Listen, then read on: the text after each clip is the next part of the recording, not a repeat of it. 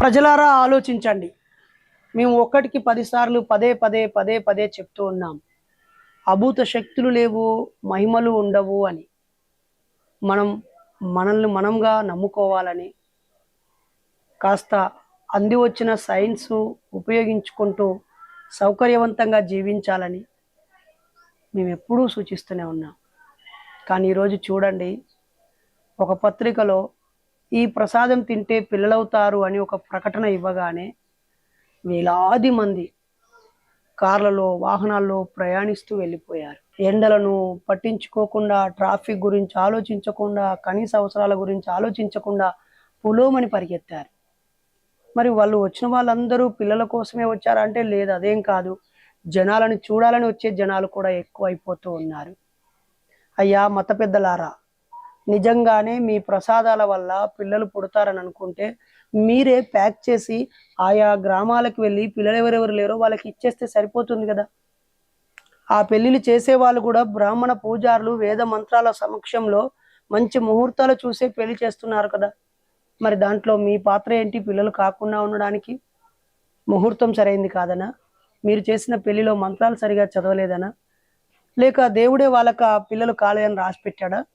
లేక మీరు పెట్టే ప్రసాదం తింటేనే పిల్లలు పుడతాడని మళ్ళీ దేవుడు రాసి పెట్టాడా? ఏమైనా బుద్ధి ఉన్న మాటలేనా ఇవన్నీ? ప్రజల్లో భక్తి ఉంది నిజమే, నమ్మకాలు ఉన్నాయి నిజమే, వాళ్ళు మిమ్మల్ని గౌరవిస్తున్నారు నిజమే, అవన్నీ బాగానే ఉన్నాయి. కానీ ప్రజల్లో ఉన్న నమ్మకాన్ని, భక్తిని మీరు వెర్రి వాళ్ళనుగా మార్చేసి వాళ్ళ నమ్మకాలని బలహీనులుగా మార్చుకొని మీ ఆదాయ మార్గాల కోసమో, లేకపోతే మీ పబ్లిసిటీ కోసమో, మీ ఆలయ పేరు ప్రఖ్యాతుల కోసమో ఇలా చేయడం కరెక్టేనా? ఎంత లాండ్ ఆర్డర్ దెబ్బ తిన్నది. ఎంతమంది హాస్పిటల్కి వెళ్ళే వాళ్ళ అంబులెన్స్లు ఇబ్బంది అవుతూ ఉన్నాయి. విద్యా సంస్థలకు వెళ్ళిన వాళ్ళు తిరిగి ఇంటికి వెళ్లకుండా ఎంత ఇబ్బంది పడ్డారు. దూర ప్రాంతాల్లోంచి వచ్చిన వాళ్ళు ఎంతమంది మిస్ అయిపోయారు. ఒక పోలీస్ వ్యవస్థ ఎంత చిన్న భిన్నం అయిపోయింది. ట్రాఫిక్ వ్యవస్థ ఎంత చిన్న భిన్నం అయిపోయింది. ఏమి అసలు ఇది? దేవుడు ఎక్కడ ఉన్నాడు? అంటే పిల్లలు కాకుండా దేవుడే చేసి, ఆ తర్వాత దేవుడే ప్రసాదం ఇచ్చి, ఆ ప్రసాదం తినగానే ఈమె ప్రసాదం తింది కాబట్టి ఈమెకు ప్రెగ్నెన్సీ కావాలని చెప్తుందా? పూర్వం నుంచి ఆడామగా కలిస్తే కదా, జైగోట్ అవుతే కదా, XY క్రోమోజోమ్ కలిస్తే కదా ఆ స్పర్మ్ రిలీజ్ అయ్యి ఆ శుక్రకణం వెళ్ళి అండాశయంలో చేరితే కదా అయ్యింది. ఇక పిల్లలు ఎలా పుడతారంటే, నేటి పిల్లలు ఏం పరీక్ష చదవాలి? రీప్రొడక్షన్ ప్రాసెస్ అంటే ఏం రాయాలి? ఒక గరుడ ప్రసాదం తింటే పిల్లలు అవుతారని రాస్తే ఆన్సర్ అవుద్దా? నిజంగానే మీ ప్రసాదంలో పిల్లలు పుట్టడానికి కావాల్సినటువంటి పోషకాలు ఉన్నాయా? లేకపోతే మగవాళ్ళకి ఎనర్జీ డ్రింక్స్ ఉన్నాయా? లేదా ఆడవాళ్ళకి కడుపులో అయినటువంటి ఏమైనా బబుల్స్ ఉంటే అవి పోవడానికా? లేకపోతే గర్భాశయానికి సంబంధించిన ఏదైనా మెడిసిన్ ఇస్తున్నారా? అంటే ఓన్లీ హిందూ ధర్మానికి సంబంధించిన స్త్రీలు మాత్రమే ఈ ప్రసాదం పనిచేస్తుందా? లేకపోతే ఇంతకుముందు మీరు పెట్టినప్పుడు తిని కూడా పిల్లలు కాకుండా ఉన్న వాళ్ళకి మీరు గ్యారంటీ ఇస్తారా? లేదా ఇప్పుడు వచ్చి చిలుకూరు బాలాజీ టెంపుల్లో ప్రసాదం తిన్న వాళ్ళందరూ నిజమైన భక్తులే. ఒక ఏడాది తర్వాత మళ్ళీ మీరు ప్రసాదం పెట్టండి, వీళ్ళలో ఎంతమంది తిరిగి మళ్ళీ వస్తారు? పోనీ ఇప్పుడు వచ్చిన వీళ్ళందరికీ ప్రెగ్నెన్సీ ఎంతలోపు కన్ఫర్మ్ అవుతుంది?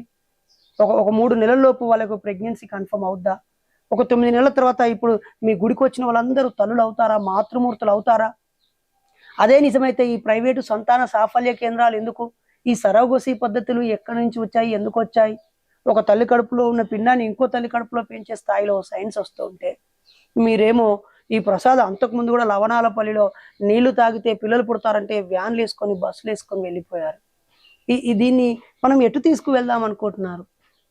భార్యాభర్తలు కలిసి సంతోషంగా ఉండండి, ఆర్థిక ప్రెజర్ వదిలేయండి, మీరు యవ్వనంలో ఉన్నారు, ఆస్వాదించి కాపురం చేయండి, టెన్షన్ పెట్టుకోకండి. ఒకవేళ ఏదైనా హెల్త్ ఇష్యూస్ అయితే సరి అయిన నిపుణుల దగ్గరికి వెళ్ళి వాళ్ళ నిపుణుల పర్యవేక్షణలో ట్రీట్మెంట్ తీసుకోండి, హాయిగా కాపురం చేయండి, పిల్లల్ని కనండి. ఎక్కువ మందిని కంటే జనాభా పెరిగిపోద్ది, ఒకరిద్దరితోనే ఆగండి అని చెప్పాల్సిన విషయం పక్కన పెట్టి ఇలా ప్రచారం చేయడం ఎంతవరకు సమంజసం? ఈరోజు హైదరాబాద్లో 20 కిలోమీటర్ల మేర మొత్తం దిగ్బంధం అయిపోయింది కదా. దీనికి ఎవరు బాధ్యులు? మేము బాబాసాహెబ్ అంబేద్కర్ జయంతి రోజు ఏ ట్రాఫిక్ లేకముందే ఉదయం 6 గంటలకి పెద్ద అంబేద్కర్ విగ్రహం దగ్గరికి వచ్చి బ్లాక్ సెల్యూట్ చేసి వెళ్ళిపోదామంటేనే పోలీసు వారు ఇంతమంది ఎందుకు వచ్చారు బ్రదర్, ఒకవైపు ఎలక్షన్ కోడ్ కదా, మీరు ఇలా రాకూడదన్నారు. కానీ మేము 6 గంటలకు వచ్చి 8 గంటలకే మళ్ళీ ఎవరి దారిలో వాళ్ళం వెళ్ళిపోయాము. కానీ ఈరోజు చూడండి ఎంత దుర్మార్గం. నిజంగానే ఆ ప్రసాదాన్ని ఇండియన్ మెడికల్ అసోసియేషన్ కలెక్ట్ చేసి అందులో పిల్లలు పుట్టడానికి కారణమైనటువంటి పోషకాలు కానీ, ఎనర్జీ డ్రింక్స్ కానీ, లేదా ఇంకేదైనా ఉందా నిర్ధారించండి. అంటే అలా ముందుకు రారు. ఇది కేవలం ప్రసాదం, నమ్మకం అంటారు. అంటే ఒక్క నమ్మకం పేరుతో ఎంతమంది బతుకులను చిన్నాభిన్నం చేస్తున్నారు, వాడుకుంటున్నారు. చూడండి, ఆ ప్రసాదం కోసం వెళ్ళిన చెల్లెళ్ళు, అక్కలు, మన తోడా పుట్టిన ఆడపడుచులు ఎవరు బైపీసీ చదువుకోలేదా? ఎవరు బాటనీ జువాలజీ చదువుకోలేదా? ఎవరు టీచర్లు, డాక్టర్లు లేరా? ఎందుకు ఎందుకు ఇలా మనం వెళ్ళాలి? అయ్యా, దేవుడు అనేది ఒక నమ్మకము, ఒక భక్తి, ఒక భయము, ఒక కంట్రోలు, ఒక నమ్మకము, అలా అలా వెళ్తుంది. దాన్ని అలాగ ఉంచకుండా ఇలా ప్రజలందరినీ వెర్రివాళ్ళని చేయడం ఎంతవరకు కరెక్టు? వారిపైన న్యూసెన్స్ కేసు ఎందుకు పెట్టడం లేరు? చీటింగ్ కేసు ఎందుకు పెట్టడం లేదు?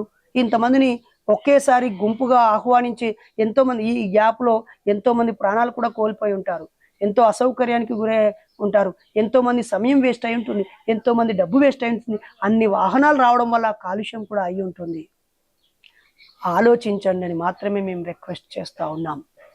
మరోసారి ఎవరైనా ఎక్కడైనా ఒక ఒక ఒక ముస్లిం అతను ఈ దర్గాలో ఇది చేస్తే మీకు అవుద్ది అనగానే పొలమని నమ్మి వెళ్ళకండి. లేదా ఒక పాస్టర్ అయ్యొచ్చి ఈ నీళ్లు తాగితేనే మీకు ప్రార్థన చేసిన ఈ దేవుడి రసమనో, ఇంకేదో కొబ్బరి నూనెనో, లేకపోతే దేవుడి రక్తమనో చెప్తే దయచేసి నమ్మకండి. మెదడన్నది మనకున్నది, అది సరిగా పనిచేస్తే విషద మగును విశ్వరహస్యాలు అంటాడు శ్రీశ్రీ.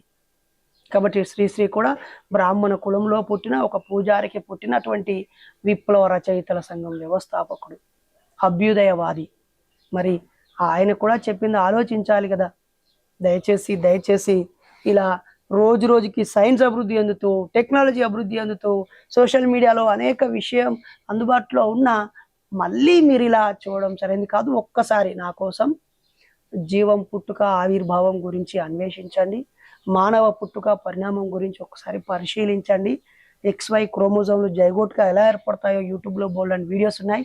తల్లి గర్భంలో మనిషి ఎలా పెరుగుతాడో కూడా పరిశీలించండి. అంతేకాని ఒక వ్యక్తి ఇచ్చే ప్రసాదం వల్ల, ఒక వ్యక్తి ఇచ్చే తీర్థం వల్ల, ఒక చోటుకు వెళ్ళి దండం పెట్టుకోవడం వల్ల, నమాజు చేయడం వల్ల, ప్రార్థన చేయటం వల్ల పిల్లలు అవుతారనేది నమ్మకమే కానీ నిజం ఎట్టి పరిస్థితిలో కాదు కాదు కాదు. సామాన్య ప్రజల్లో ఉన్న నమ్మకాన్ని ఇలా మీకు సొంతానికి వాడుకోవద్దని సందర్భంగా రిక్వెస్ట్ చేస్తూ